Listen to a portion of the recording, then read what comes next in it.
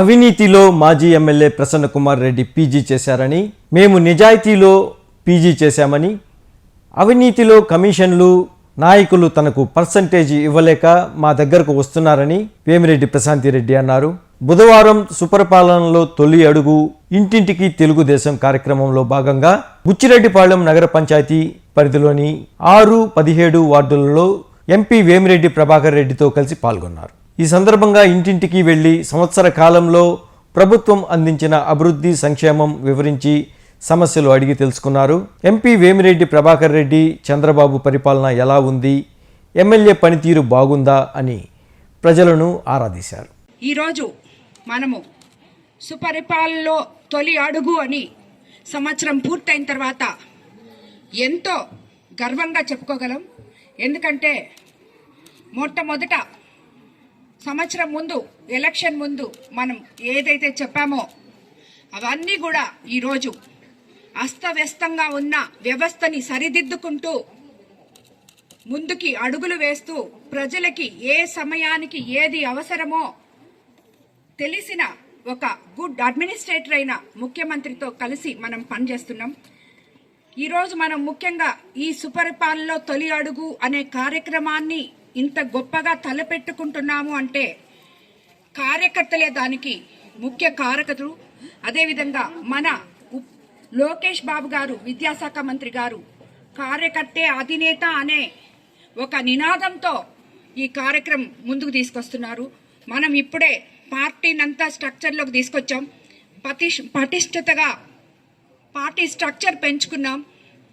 దాని తర్వాత సుపరిపాలనలో తొలి అడుగు వేయాలని చెప్పి పార్టీ కార్యకర్తలందరూ ఏ రకంగా అయితే గత 5 సంవత్సరాల్లో కష్టాలతో భుజాల మీద జెండాలు మోసి కష్టపడి ప్రభుత్వాన్ని అత్యంత భారీ మెజారిటీతో చంద్రబాబు నాయుడు గారికి అంకితం చేశారో, అదేవిధంగా నన్ను 25 రోజుల ముందు టికెట్ అనౌన్స్ చేసి కోవూరు నియోజకవర్గంలో అడుగుపెట్టిన నన్ను ఒక మహిళగా గుర్తించి వేమిరెడ్డి ప్రభాకర్ రెడ్డి గారు, నాకు చంద్రబాబు నాయుడు గారు ఇద్దరు కలిపి నన్ను నిలబెట్టిన ఈ కోవూరు నియోజకవర్గ ప్రజలు ఎప్పుడూ లేని విధంగా నా మీద నమ్మకంతో నాతో కలిసి నడిచి అత్యంత భారీ మెజార్టీతో నన్ను గెలిపించిన కోవూరు నియోజకవర్గ ప్రజలందరికీ కూడా ధన్యవాదాలు తెలుపుకుంటున్నాను, శిరస్సు వంచి నమస్కరిస్తున్నాను.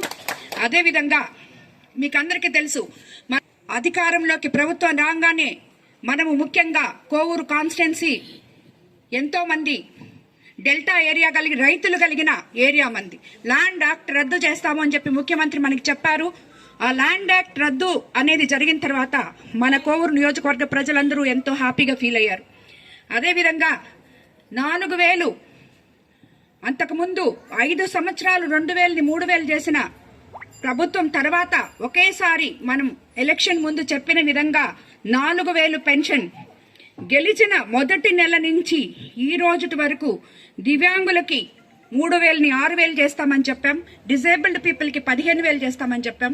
ప్రతి నెల 13 నెలలు ఆదివారంగానే 1వ తేదీ వస్తే 31వ తేదీ వాళ్ళకి పెన్షన్ అందజేయడం జరిగింది.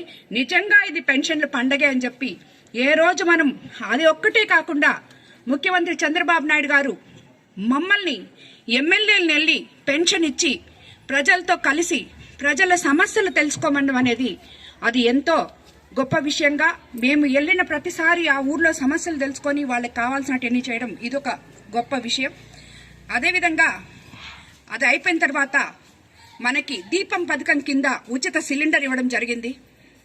అదేవిధంగా అది అయిపోయిన తర్వాత మనకి అన్నిటికన్నా ముఖ్యంగా మత్స్యకార భరోసా అనేది మనకి తీర ప్రాంతమైన కోవూరు నియోజకవర్గంలో ఎంతో మంది మత్స్యకారులు ఉన్నారు. వేట నిషేధ సమయంలో ఇంతకు ముందు 10,000 ఇస్తుంటే ఈరోజు 20,000 ఇవ్వడం జరిగింది. అదేవిధంగా జూన్లో ఎప్పుడైతే స్కూళ్లు తెరిచారో తల్లికి వందనం, ప్రతి బిడ్డకి ఎంతమంది బిడ్డలుంటే అంతమంది బిడ్డలకి 15,000 లెక్కన ఇస్తాము అని చెప్పి ఆ రోజు చెప్పాం. ఈరోజు ఒకరుంటే ఒకరికి, ఇద్దరుంటే ఇద్దరికి, ముగ్గురుంటే ముగ్గురికి, నలుగురుంటే నలుగురికి కూడా ఈ పెన్షన్ ఈ తల్లికి వందనం ఇవ్వడం జరిగింది. అదేవిధంగా డెల్టా ఏరియా అయిన మనకి రేపు రాబోయే నెలలో రైతు భరోసా ఇవ్వబోతున్నారు. అన్నదాత సుఖీభవ కింద మనకి ఇవ్వబోతున్నారు. ఆగస్టు 15వ తేదీ మనకి మహిళలకు అందరికీ ఉచిత బస్సు ఇవ్వబోతున్నారు. గవర్నమెంట్ అధికారంలోకి రాగానే ఉచిత ఇసుక ఇస్తానన్నారు. దాన్ని ఉచిత ఇసుక ఇచ్చినందువల్ల ఎంతో మంది కార్మికులు బాగుపడ్డారు. ఈ రాగా చెప్పుకుంటూ పోతే ధూపదీప నయోజాల కింద గుడుల్లో పూజార్లకి 5,000 ప్రకటించారు. అదే మాదిరి ఇస్తున్నారు. ప్రతి ఒక్కటి మనం చెప్పినట్టు ఈరోజు చేసుకుంటూ పోతున్నాం. లోకేష్ బాబు గారు ప్రతి వార్డులో ఒక రోడ్డు వేయడం మొదలు పెట్టాం. అలాగే గ్రామాల్లో రోడ్లు, డ్రైన్స్, ఎక్కడైతే ఎలక్షన్ టైంలో ప్రతి ఒక్కరూ మంచినీటి సమస్య ఉందని ఎన్నో ఊర్లలో చెప్పడం జరిగింది. అందులో ఈసారి ఎండాకాలం వచ్చేటప్పటికి ఏ ఒక్క ఊర్లో కూడా మంచినీళ్లు లేవు అనే మాట వినపడకుండా చేశాం మేము. అదేవిధంగా బీపీఆర్ ఫౌండేషన్ ద్వారా 20 సంవత్సరాల నుంచి గవర్నమెంట్ తవ్వకుండా వదిలేసిన కాలువల్ని మనం తవ్వడం జరిగింది. దానివల్ల రైతులకి ఎంతో ఉపయోగం పడింది. మొదటి పంటలో మనకి మన డెల్టా ఏరియా అయిన రైతులకి సీఎం గారు ఎంతో అండగా నిలిచి మొత్తం ధాన్యమంతా కొనుగోలు చేపించి 24 గంటల్లో అమాలీలతో సహా అకౌంట్లో డబ్బులు పడ్డాయి. ఇది ఇంతవరకు ఎప్పుడూ జరగలేదు.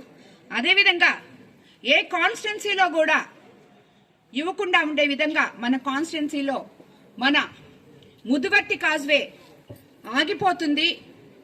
అది గత ప్రభుత్వంలో తీసుకొని అక్కడ ఆపేస్తున్నారు.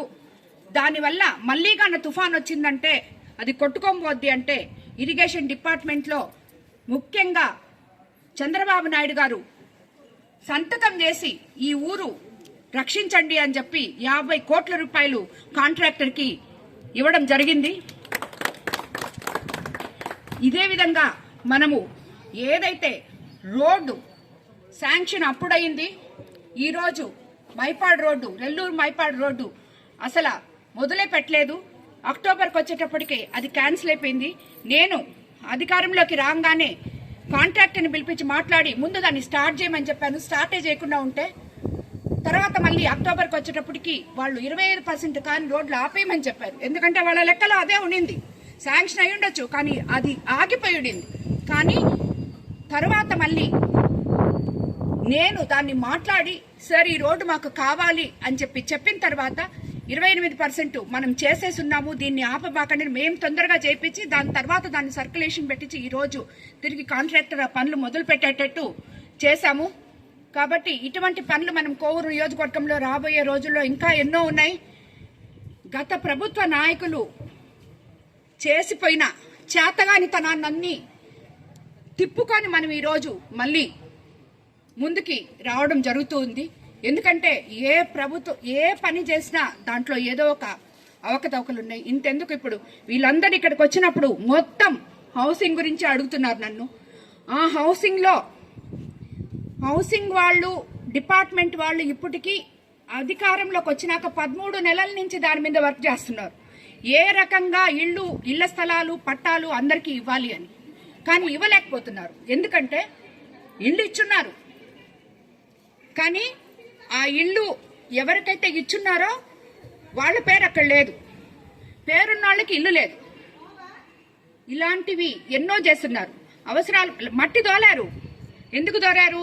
శాంక్షన్ ఎందుకు చేశారు? ఆ మట్టి దోలితే ఆ మట్టిలో డబ్బులు వస్తాయి కాబట్టి, కమిషన్లు వస్తాయి కాబట్టి తోలారు. ఇట్లాంటి పనులు చేసి ఈ రోజు ఒక్కరికి కూడా మనం ఇల్లు ఇవ్వలేకపోతున్నాం. కానీ చంద్రబాబు నాయుడు గారు దాని మీద డ్రైవ్ పెట్టున్నారు. ప్రతి ఒక్కరికి ఇల్లు కూడా మనం అతి త్వరలో అందజేస్తాము. ఇటువంటి మంచి కార్యక్రమాలు 11 నెలల్లోనే చేయగలిగిన మన ముఖ్యమంత్రి గారితో మనమందరము కలిసి నడవడం నిజంగా చాలా గర్వపడవలసిన విషయం. తప్పకుండా ఇది పేదల ప్రభుత్వం, మంచి ప్రభుత్వం.